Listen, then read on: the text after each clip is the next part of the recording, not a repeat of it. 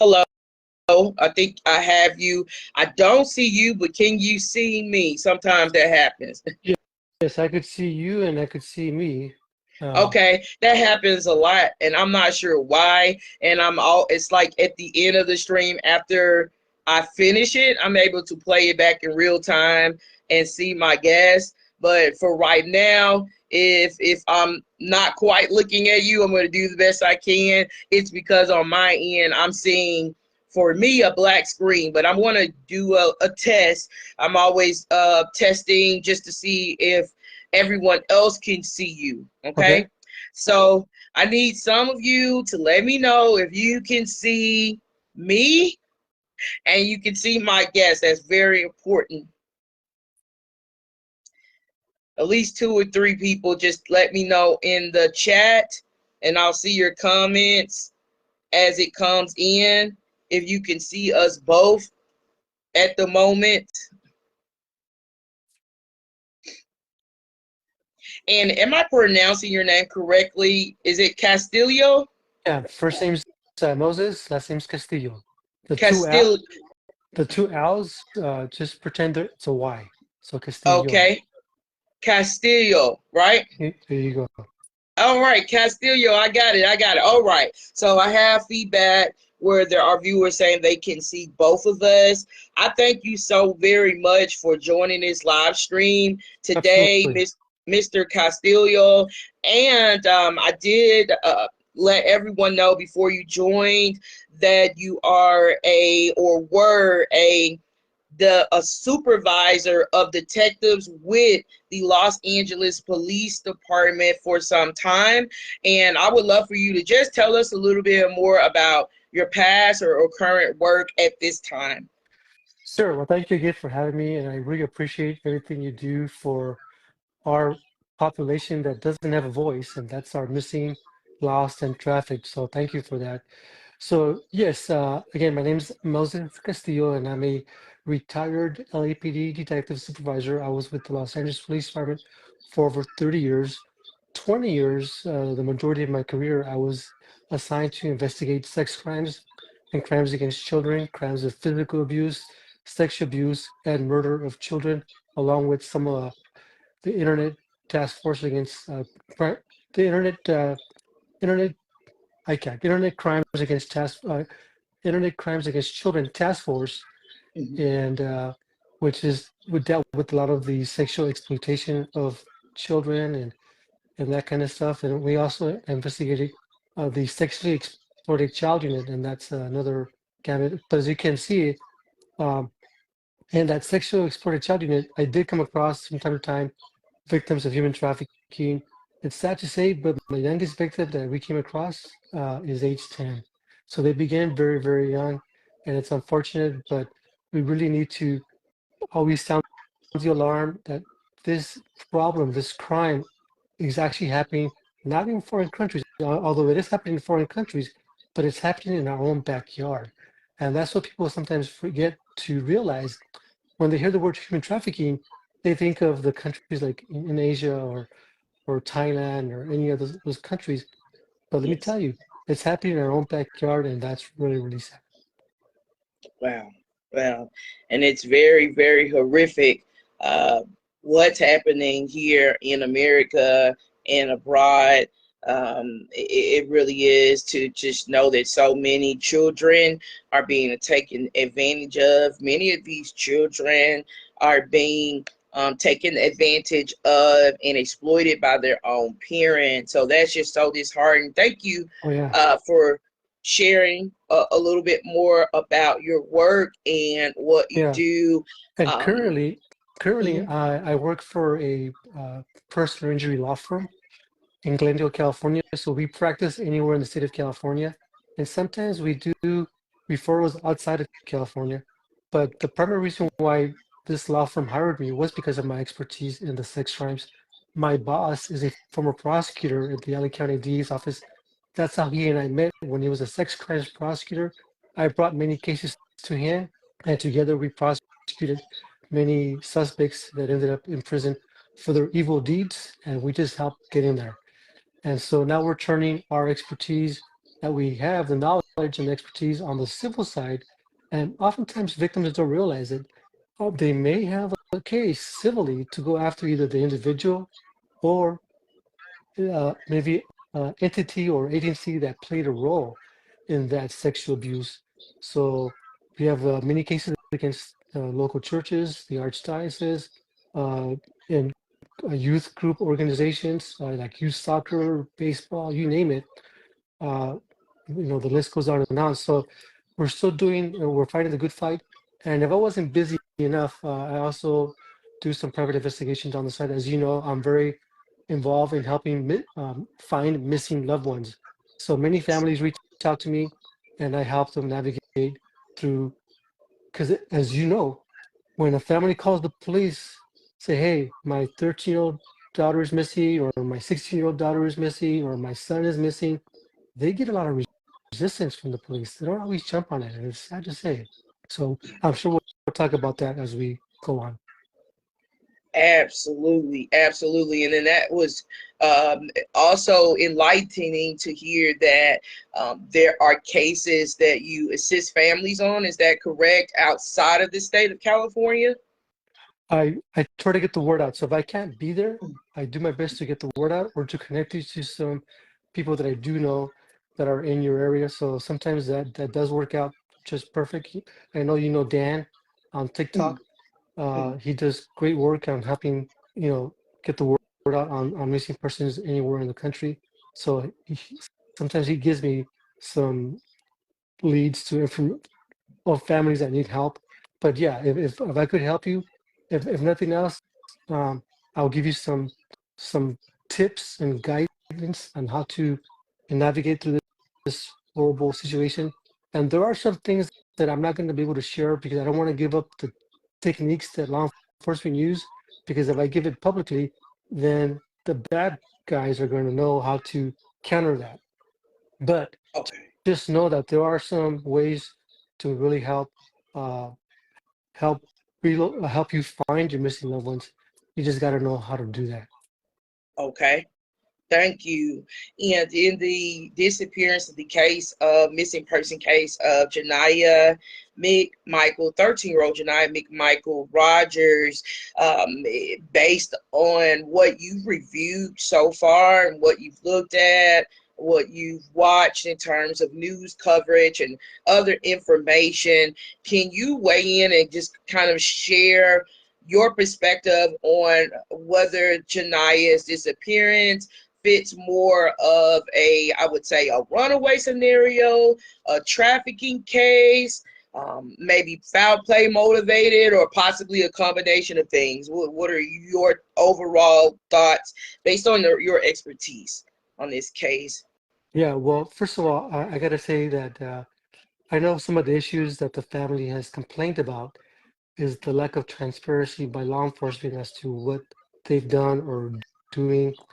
And I got to tell you, I side with law enforcement on this because oftentimes telling people what we've done, and I say we, I mean law enforcement, sometimes they can't keep a secret and they blurt it out and then it's out there and then it compromises or impedes the investigation. So for those reasons, I'm okay with the police not being transparent.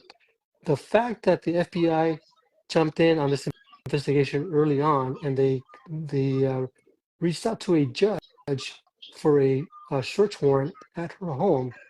First of all, to be able to get a search warrant approved and signed by a judge, a police officer or a detective needs to present facts and evidence to a judge that they believe that there's probable cause to believe that a crime was committed and that a search of that particular residence would yield some evidence of that crime that they suspect and or yield information of the suspect that they suspect. So the fact that they did that leads me to believe that they're not just treating this as a runaway, but in fact they believe that a crime was committed. What crime at this point I do not know, but obviously that act tells me that the police believe that there was a crime and she may have been a victim of this. So it's unfortunate, but if we are considering the worst possibility, then we have to brace ourselves themselves for that outcome and allow the police to do their investigation without compromising. Now, I could tell you that here in California, there's this thing called Marsy's Law. Marsy's Okay. Law is the Victims' Bill of Rights for victims. So it's what victims' rights exist and they're codified in the California Constitution, and there's 17 of them. There's 17 rights. One of them is to be treated fairly with respect and to have this investigated in a timely manner. But the main one that I really ask victims to really invoke and try to get the police to really grant the right is the right to meet and confer. The right to meet and confer with the detectives and the prosecutor on the case when the appropriate time is. And so if there was such rights in the state of Indiana, Google them, find out what are the victims' rights in the state of Indiana, and invoke those rights so that you could hopefully get some answers. Many states have very similar rights, so I can't say that they exact in Indiana, but maybe they are, or maybe there's some similarities. And so I would encourage them to invoke those rights and then try to meet with the detectives and see if they can provide additional information without compromising the case. Because I think you can at least share some of the stuff that you've done that you know is not going to compromise it, but maybe not give a lot of detail. Because sometimes giving the family some information, guess what happens in return? And the family, you know what? Well, let me share this information. So Mm-hmm. one of the things that I would ask is if if the family knows of anything within, because sometimes there's some internal dynamics that the public is not aware of. But if you know something that happened internally within the family uh, structure or lack of structure, you gotta let the you have to let law enforcement know everything you know because those are important clues that could help them make and break the case. Absolutely. And so I definitely respect law enforcement investigations, and and I know that in my experience there are multiple situations and circumstances whereas police have to hold their cards close to their chest. They can't just say everything that they're doing, neither can they say everything that they've uncovered.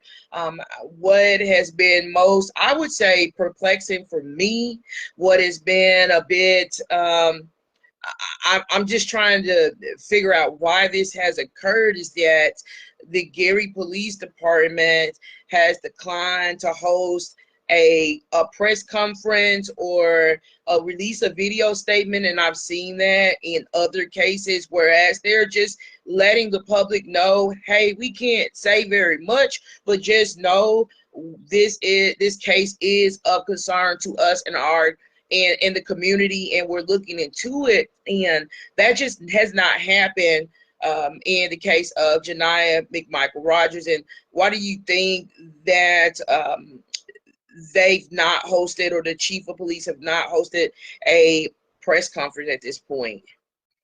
Well, let me tell you some of the reasons why police departments do hold press conferences. Maybe Okay. that could shed some light. When they hold press conferences, it's because they potentially ran into no more leads. They're cold. This case went cold. They've exhausted all of their leads that they had, and it didn't pan out to any information that led to her whereabouts or safe return or anything. So the fact that there's no press conference could be because they have something that they're still working on. And by having a press conference, it could make it worse.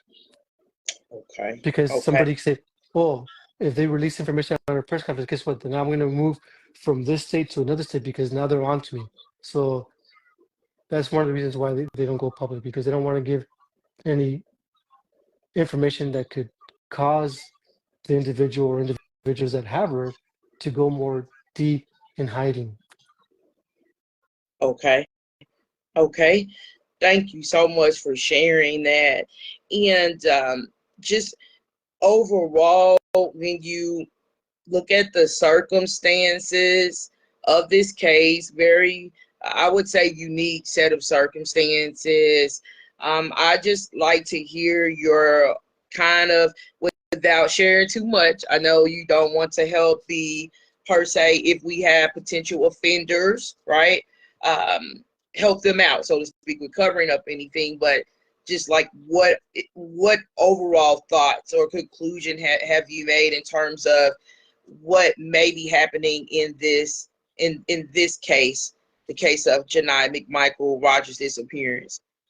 I do know that the Gary Police Department also reported that she was either a missing person or a runaway. Mm-hmm. So, but from what I understand and reading some of the media reports and hearing some of the sound bites from the family, particularly her grandmother, there is no history of her running away. So I'm not sure how they came out with that conclusion. Maybe it's because of the hours. So there's a discrepancy of the window of time where she was last seen. So some says she lived in the middle of the night, but I'm not sure when she actually was last seen.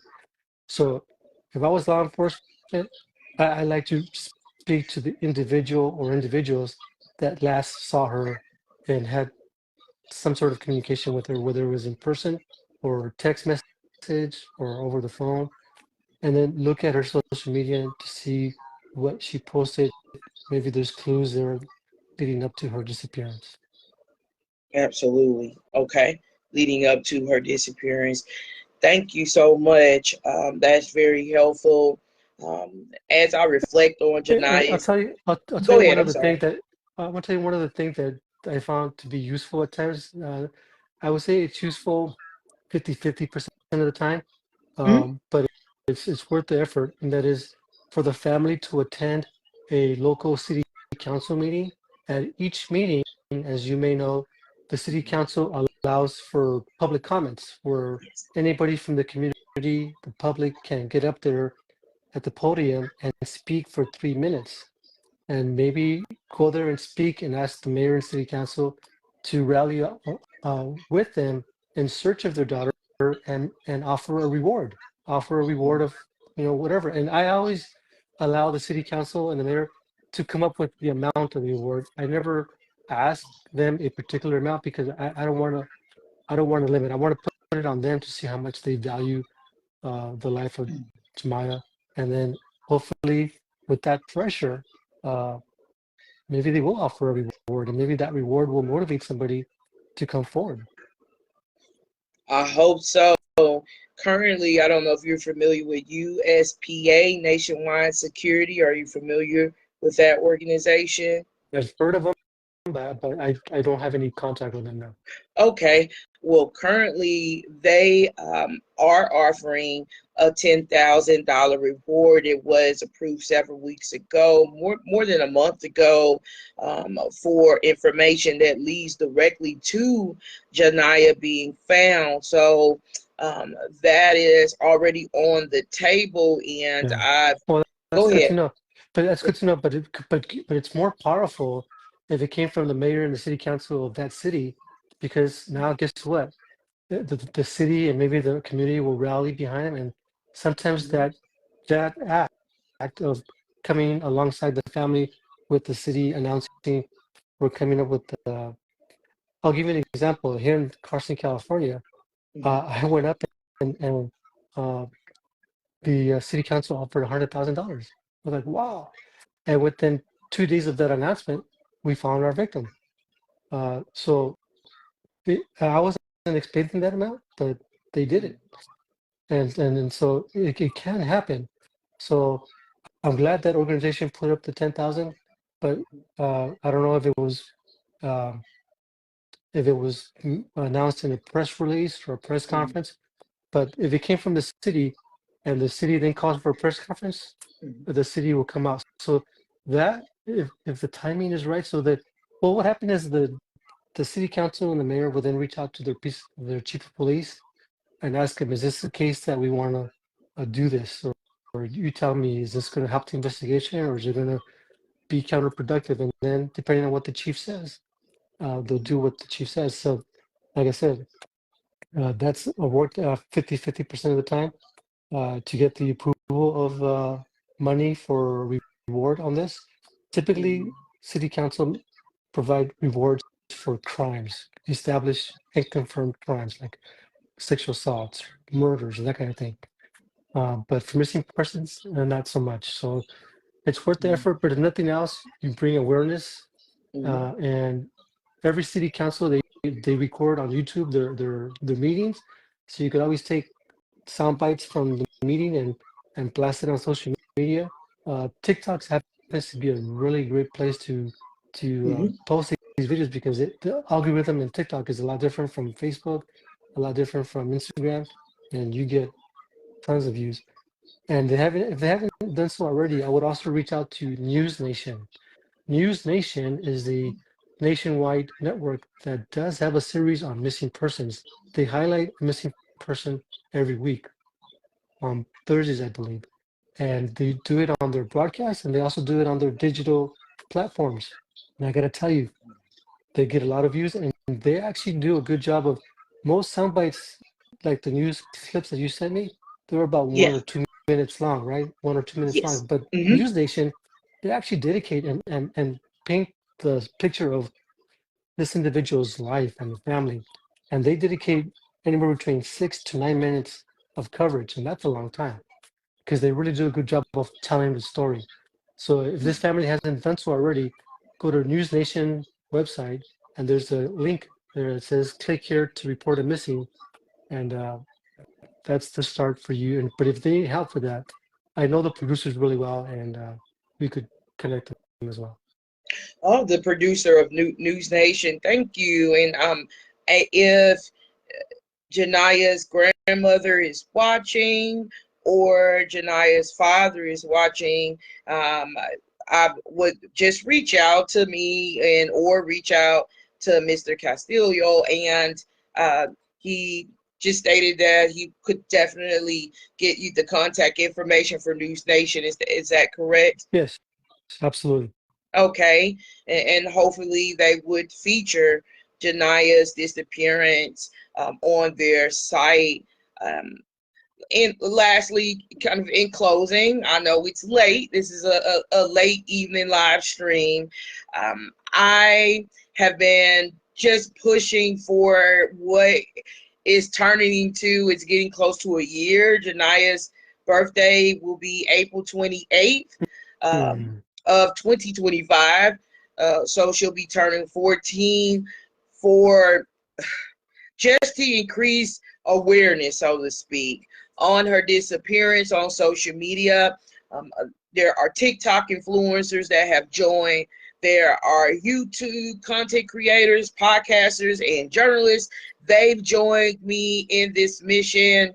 Of course, some Instagram influencers or reporters have joined, but it has just really been frustrating seeing that overall, in terms of consistent and in-depth coverage on her disappearance, it's just been contained mainly to either Facebook or TikTok and just social media.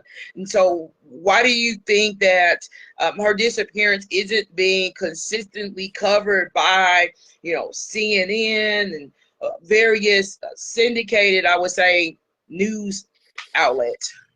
You know, it's a hard question to answer because I Yeah. can't think on behalf of the news outlets, but I can tell you that maybe connecting with the right people and knowing how the news operates. And it's all about timing too, because if they try to get help on a busy news day, they're probably not going to get it. So it's all about timing and connecting with the editors and the producers, because the journalists, the reporters, they only go by what the producers give them the green light to cover. So Okay. so it's not the journalists that have the juice to make the call. It's the producers and Yeah. those that work behind the scenes. So learn to navigate that, and that's why I mentioned earlier that I know the producers of News Nation, and I Mhm. could help them connect with them and explain that this is a very dangerous and very uh, terrible situation that uh, Ja'Niyah is in. And sometimes if the police um, get involved and say, yeah, we're ready to give a statement to the media, and so they will cover it too. So the key is to either get the police to do a press conference Mhm. or or at the very minimum a press release Yeah. that would get some attention. Thank you so much. Thank you. I would like to thank you so much. I don't Yeah. want to tie your evening up No, too much. if anybody wants to get a hold of me, they could send me a message at detectivemosescastillo.com. Absolutely. That's detectivemosescastillo.com. Absolutely. Thank you. And I'll make sure Thank that I you. share your profile on Facebook, on our social media platforms here. Again, I thank you so much for weighing in. Is there anything else that you would like to say before we disconnect this evening? Well, just that the only way for evil to prevail is for good men and women to do nothing. So that's why it's important to get involved and do something and be that light for someone that's going through some really dark times. Thank you for having me. Thank you. You have a wonderful evening. Thank you. Thank you. Bye bye. Okay.